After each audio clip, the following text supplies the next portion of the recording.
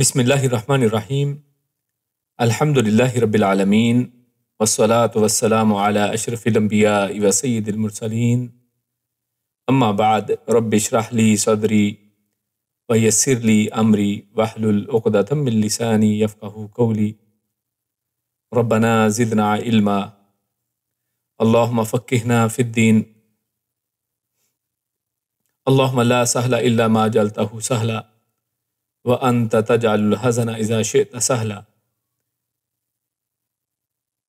آسان لسان القرآن کا آج ہمارا انشاءاللہ 19واں درس ہے، اور اس میں ہم آج ایک نئی چیز سیکھنے جا رہے ہیں۔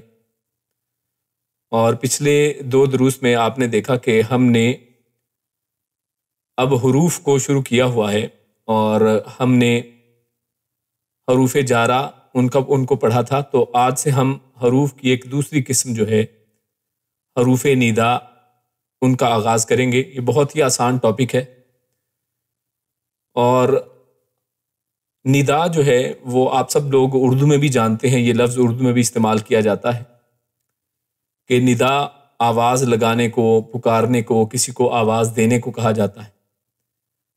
تو یہاں پر کیونکہ حروف ندا ہم پڑھ رہے ہیں، تو پھر حروف ندا کون سے حروف ہوئے؟ تو ایسے تمام حروف جو آواز دینے کے لیے، کسی کو پکارنے کے لیے استعمال کیے جاتے ہیں، تو ان کو اصطلاحاً جو ہے حروف ندا کہتے ہیں، یعنی آواز دینے کے لیے استعمال کیے جانے والے حروف حروف ندا کہلاتے ہیں۔ اور ان حروف ندا کے ذریعے جس کو آواز دی جاتی ہے، جس کو پکارا جاتا ہے، جس کو بلایا جاتا ہے، اس کو منادا کہتے ہیں، اس کو منادا کہتے ہیں۔ یہاں پر اسکرین کے اوپر آپ دیکھ رہے ہوں گے، کیونکہ پاکستانی حضرات جو ہیں وہ ایک ہم اردو کیونکہ بولتے ہیں اور اردو زبان کو سمجھتے پڑھتے ہیں، تو اردو زبان میں چھوٹی یہ اس کو پڑھا جاتا ہے، جیسے آپ کے سامنے یہ منادا میں چھوٹی یہ ایک لکھی ہوئی ہے، اور اس کو اردو میں اگر پڑھیں تو پڑھتے ہیں منادی، تو یہ منادی نہیں ہے۔ عربی زبان میں ہم نے پچھلی دفعہ بھی بات کی تھی کہ جو چھوٹی یا کی شکل ہے، اگر اس کے نیچے 2 نقطے نہیں ہیں تو عربی میں اس کو یا تصور نہیں کیا جاتا۔ اگر 2 نقطے ہوں گے تو پھر وہ یا ہے، اس کو منادی پھر پڑھیں گے۔ یہاں پر بھی آپ دیکھ رہے ہیں کہ 2 نقطے نہیں ہیں، مطلب یہ اس کو ہم یا کی طرح نہیں پڑھیں گے، اور اسی لیے ہمارے پاکستانی مصاحف میں یا پاکستانی جو اردو کے سمجھنے والے لوگ ہیں، ان کے لیے پھر ایسی جگہوں پر کھڑی زبر بھی اوپر لگا دی جاتی ہے، تاکہ لوگ آسانی سے اس کو پہچان سکیں کہ اس کو منادا پڑھنا ہے، منادی نہیں پڑھنا ہے۔ خیر، تو منادا یعنی جس کو پکارا جاتا ہے، اور جس حرف کے ذریعے سے پکارا جاتا ہے اس کو حرف ندا، یا پھر اگر زیادہ کہیں تو حروف ندا، اس کی جمع کے اندر کہیں تو حروف ندا کہلاتے ہیں۔ تو اس کو مثال سے سمجھ لیتے ہیں۔ ویسے تو بہت ہی آسان ہے، آپ لوگ سب پہچان ہی گئے ہوں گے، سمجھ گئے ہوں گے ان چیزوں کو۔ جیسے ہم کسی کو آواز دیں تو ہم اللہ رب العزت کو آواز دینا چاہیں، اللہ رب العزت کو بلانا چاہیں، پکارنا چاہیں، اس سے دعا کرنا چاہیں، تو ہم کیا کہتے ہیں؟ اے اللہ۔ تو یہ جو اے اور اللہ ہے، یہاں پر 2 یہ دیکھیں ہمارے سامنے کلمات ہیں، 2 الفاظ ہیں، ورڈز ہیں۔ تو ان میں جو اے ہے یہ حرف ندا ہے، یہ اردو زبان میں ہم استعمال کرتے ہیں، اور اللہ ہم اللہ رب العزت کے لیے استعمال کرتے ہیں، لیکن گرامیٹیکلی اس کو منادا کہیں گے۔ اے حرف ندا ہو گیا، اور اللہ یہ منادا ہے، یعنی جس کو پکارا جا رہا ہے، جس کو آواز دی جا رہی ہے، جس کو بلایا جا رہا ہے۔ اور عربی میں جو اردو میں تو ہم نے دیکھ لیا کہ اے اس طرح کا لفظ جو ہے، اور بعض اوقات اوے اور لوگ اس طرح کے بھی لفظ استعمال کرتے ہیں مختلف اپنے لہجوں کے اندر اور زبان کے مختلف جو ہے انداز کے اندر، بلانے کے انداز میں۔ تو یہ ساری اصل میں جو اس طرح کے الفاظ ہیں یہ حرف ندا ہی ہوا کرتے ہیں، کیونکہ ان میں بلانے کی، پکارنے کا معنی پایا جاتا ہے۔ تو عربی میں جو ہم حرف ندا استعمال کرتے ہیں وہ ہے یا۔ آپ نے پہچان لیا ہوگا اور جانتے ہی ہیں پہلے سے کہ اللہ کے لیے اس کے ساتھ ہم بہت زیادہ یہ لفظ استعمال کرتے ہیں، اس طرح رب کے ساتھ یہ لفظ استعمال کرتے ہیں، یا اللہ، یا رب، یا رحمان، یا رحیم، یہ الفاظ عام ہیں۔ اور آپ یہ بھی جانتے ہیں کہ بعض لوگ یہی جو پکارنے کا لفظ جو ہے غیر اللہ کے لیے بھی استعمال کرتے ہیں، جو کہ جائز نہیں ہے۔ ہاں جو زندہ لوگ ہیں جن کے ساتھ بات چیت ہے یا جو آپ کی مدد کے اوپر قادر ہیں، آپ کے بہن بھائی آپ کے سامنے بیٹھے ہیں یا فون پہ ہیں، تو آپ ان کو اس طرح سے پکار سکتے ہیں، ورنہ جو اس کی استطاعت نہیں رکھتا، سن نہیں سکتا ہے، تو ان کو اس طرح سے پکارنا جائز نہیں ہے۔ خیر، تو اس کی مثال ہم نے پڑھی کہ اے اللہ، جس کو ہم عربی میں پھر کیا لکھیں گے؟ اے کے لیے یا، تو یا کیا ہوا؟ یہ حرف ندا ہوا، یا حرف ندا ہے، اور اللہ کیا ہے؟ یہ منادا ہے۔ یا اللہ میں یا حرف ندا اور اللہ منادا ہے۔ تو یہاں تک تو آپ سب لوگ بڑی آسانی سے اس کو سمجھتے ہیں، پہلے سے ہی جانتے ہیں، اور آپ کو یہ کوئی نئی بات معلوم نہیں ہو رہی ہوگی۔ اس میں چند نئی چیزیں ہم صرف پڑھ کے تو آج کے اس درس کو ختم کریں گے۔ تو بڑا مختصر اور بڑا ہی آسان سہل یہ انشاءاللہ درس ہے۔ توجہ لیکن آپ لوگوں کی چاہیے، اور جیسے ہمیشہ ہم شروع میں کہا کرتے ہیں کہ اللہ رب العزت سے دعا کرنی ہے، اپنی کاپی پینسل نوٹ بک اپنے پاس رکھیں، چیزوں کو نوٹ کریں تاکہ وہ چیزیں بھولے نہیں، یاد رہیں، اور بوقت ضرورت آپ ان کو استعمال کر سکتے ہیں۔ تو اب جو ہم اب اس کی تھوڑی ٹپیکل شکل کی طرف جا رہے ہیں، پہلے تو ہو گئی بات کہ یا اللہ اس طرح سے بڑی آسانی سے ہم استعمال کر لیتے ہیں۔ یہ جو حروف ندا یا ایک یہ جو حرف ندا ہم نے ابھی پڑھا ہے، اس کو عربک زبان میں جب استعمال ہم کرتے ہیں مختلف اسماء کے ساتھ، مختلف الفاظ کے ساتھ، تو اس کی مختلف صورتیں ہمارے سامنے آتی ہیں، یعنی ڈیفرنٹ کنڈیشنز کی وجہ سے اس کی پھر مختلف شکلیں، اور یہ دوسروں کے اوپر کس طرح سے اثر انداز ہوتا ہے، تو وہ ہم یہ ساری چیزیں ابھی دیکھتے ہیں۔ تو سب سے پہلی چیز جو ہم پڑھنے جا رہے ہیں وہ ہے، اور اس کو بڑے دھیان سے، بڑے غور سے، اچھی طریقے سے سمجھ لیجئے کہ یہ جو حرف ندا یا، اگر ہم اس کو کسی مفرد کے ساتھ، یعنی مفرد مطلب کوئی اکیلا ہے، یعنی مفرد اور مرکب آپ جانتے ہیں، یعنی مفرد مرکب ہے، واحد جمع نہیں ہم کہہ رہے، ہم مفرد اور بمقابلہ مرکب، یعنی دو یا دو سے زیادہ الفاظ ہوں تو مرکب کہلاتا ہے، اور اگر کوئی اکیلا لفظ ہے تو مفرد کہلاتا ہے۔ تو ہم بات کر رہے ہیں کہ یا کو اگر ہم کسی مفرد کے ساتھ لگاتے ہیں، ایڈ کرتے ہیں، یا پلس مفرد کریں، اور وہ مفرد چاہے معرفہ ہو، چاہے نکرہ ہو، کچھ بھی ہو، وہ پراپر ناؤن ہو یا کامن ناؤن ہو، وہ کوئی بھی ہو، تو یا کو اس کے ساتھ ہم استعمال کر سکتے ہیں۔ لیکن یا اس کے اوپر اثر کیا کرتا ہے؟ یہ منادا کے تنوین والے اسماء پر تنوین جو ہے اس کو ختم کر دیتا ہے۔ یعنی اگر یا کے ساتھ کوئی مفرد ہم استعمال کرتے ہیں، اور وہ چاہے معرفہ ہو یا نکرہ ہو، تو اگر اس کے اوپر کوئی تنوین ہے، یعنی مفرد پھر ہمارے لیے کیا ہے؟ یا پلس کیا ہوتا ہے؟ منادا، یعنی یا کیا ہے؟ حرف ندا، اور مفرد یا جو بھی یا کے ساتھ پلس ہو رہا ہے وہ کیا ہے؟ وہ ظاہر ہے منادا ہے۔ تو ہم اسی لیے کہہ رہے ہیں کہ منادا کے ساتھ، منادا کے لفظ کے اندر اگر کوئی تنوین ہے، یعنی منادا کا لفظ اگر اختتام کے اوپر، اس کے آخری لیٹر کے اوپر دو زبر، دو زیر یا دو پیش ہے، تو ہم کیا کریں گے؟ اس کی دو زبروں میں سے ایک زبر اڑا دیں گے، یا پھر اگر دو پیشیں تھی تو ایک پیش اڑا دیں گے، دو زیریں تھی تو ایک زیر اڑا دیں گے، یعنی سنگل حرکت آئے گی، ڈبل حرکت نہیں آئے گی۔ تو ہم اس کی تنوین کو ختم کر کے اس کی جگہ پر سنگل حرکت کر دیں گے۔ تو مثال لے لیتے ہیں۔ اللہ رب العزت نے قرآن مجید میں، یہ ہمارے سامنے قرآن کی ایک مثال ہے، جب ابراہیم علیہ السلام کو آگ میں ڈالا جاتا ہے تو اللہ رب العزت قرآن میں کیا فرماتا ہے؟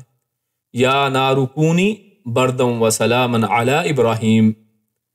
تو یہاں پر یہ دیکھیے یا نار کے ساتھ لگا ہوا ہے، نار مطلب آگ، تو آگ کو پکارا جا رہا ہے، اللہ رب العزت آگ کو مخاطب کر کے اس کے ساتھ بات کر رہے ہیں۔ تو یہاں پر کیا ہوا؟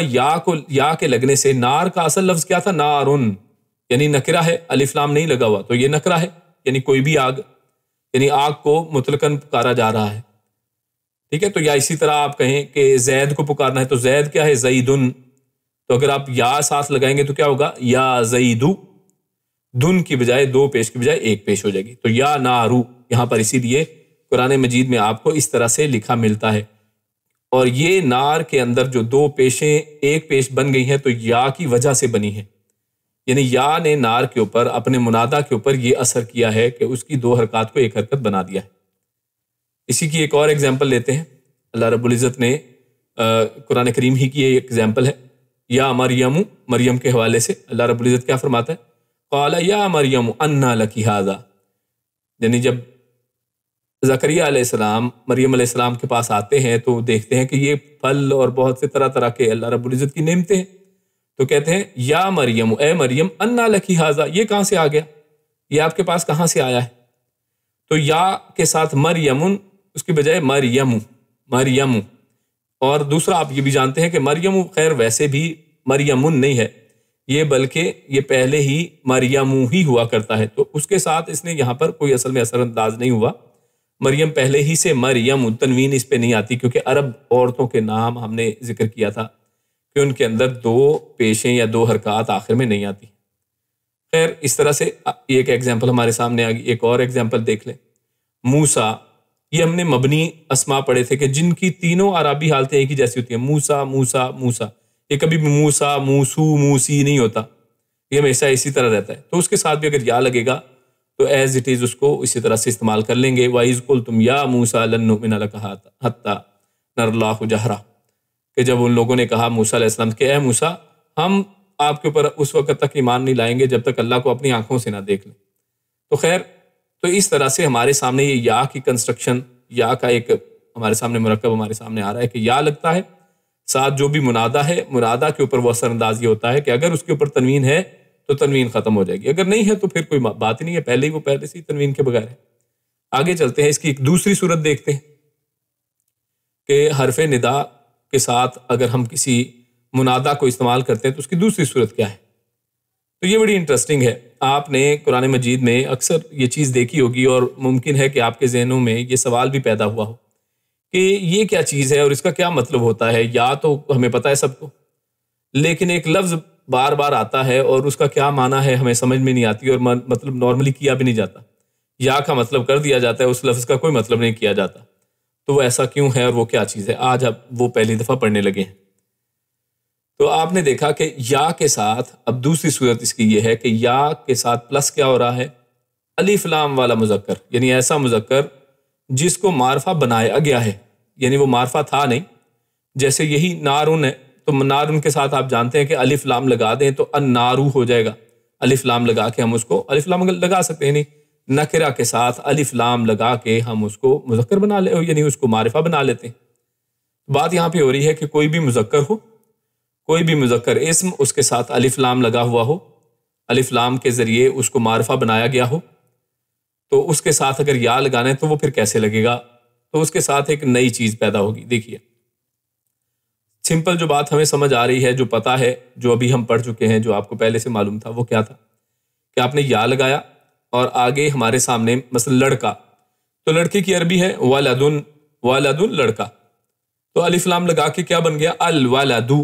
الف لام لگانے سے آپ کو معلوم ہے کہ پہلے ہی ہم یہ پڑھ چکے ہیں کہ یہ بھی تنوین کو گرا دیتا ہے، تنوین نہیں آتی ہے، تو الولدو ہو گیا. الف لام لگنے سے الولدو ہو چکا ہے، الولدن ہوتا ہی نہیں ہے کبھی بھی، کیونکہ ولدن کا تنوین جو تھا دال کے اوپر 2 پیشیں وہ الف لام نے ختم کر دی تھی.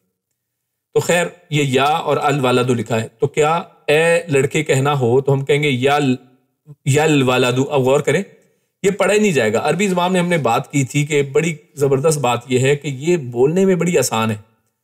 اللہ رب العزت نے ایسے نہیں کہا ہے کہ ہم نے اس قرآن کریم کو عربی میں ہی نازل کیا ہے تاکہ تم سمجھو، کیونکہ یہ بڑی آسان زبان ہے. اب یہ دیکھیے ایسے پڑھا ہی نہیں جا سکتا. یا کو الف لام لام کے ساتھ جوڑیں ذرا، یلولدو، یہ عجیب سا لفظ بن گیا ہے، یعنی اس کے اندر ایک مزہ ہی نہیں ہے، وہ خوبصورت ہی نہیں ہے پڑھنے میں، سننے میں. تو اس لیے اس کے اندر پھر کیا ہوتا ہے؟ اب ایک نئی چیز آ رہی ہے آپ کے سامنے کہ حرف ندا اور منادہ کے درمیان میں کیا کیا جائے گا؟ ایوہا کا اضافہ کر دیں گے. یہ کب ہم کر رہے ہیں؟ جب یا کے ساتھ ایک ایسا اسم لگا رہے ہیں جو مذکر ہے، اور اس مذکر اسم جیسے یہ ولد ایک ایگزامپل میں ہمارے سامنے ہے، اس کے ساتھ الف لام لگا ہوا ہے. تو ایسی صورت میں یعنی الف لام والے مذکر سے پہلے اور یعنی ندا کے بعد حرف ندا اور منادہ کے درمیان میں، اسی لیے دیکھیے یہاں پہ ہم نے خالی جگہ چھوڑی ہے، تو اس خالی جگہ میں ایوہا فٹ کر دیں گے. تمام مذکر میں ایوہا ہم لگا دیں گے، تو یہ بن جائے گا یا ایوہا الولدو، یا ایوہا الولدو، اے لڑکے. اب دیکھیے یا کا مطلب تو اے ہے، ایوہا کا کیا مطلب ہے؟ اس کا کوئی مطلب نہیں ہے، یہ اس کے ساتھ لگا ہوا ہے. یہ اس عربی زبان میں اس کو اسی طرح سے استعمال کیا جاتا ہے، بس آپ نے اس کو اسی طرح یاد رکھنا ہے، کوئی ٹیکنیکلٹی میں جانے کی ضرورت نہیں.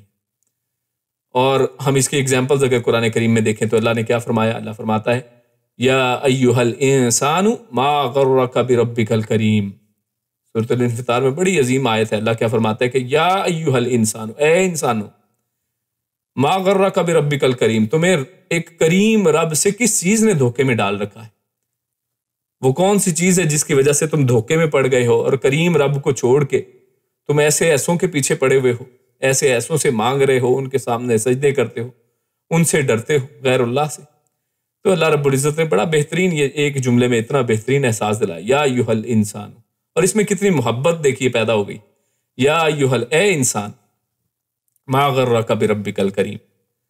خیر، تو یا اور الانسان، اب یہاں پہ دیکھیے یا ہے اور الانسان ہے، الف لام لگا ہوا ہے، انسان مذکر ہے، اور اس مذکر اسم کے ساتھ الف لام لگنے کی وجہ سے یا اور الانسان کے درمیان میں ہم ایھا کا اضافہ کر دیں گے، تو یا ایھا الانسان بن جائے گا۔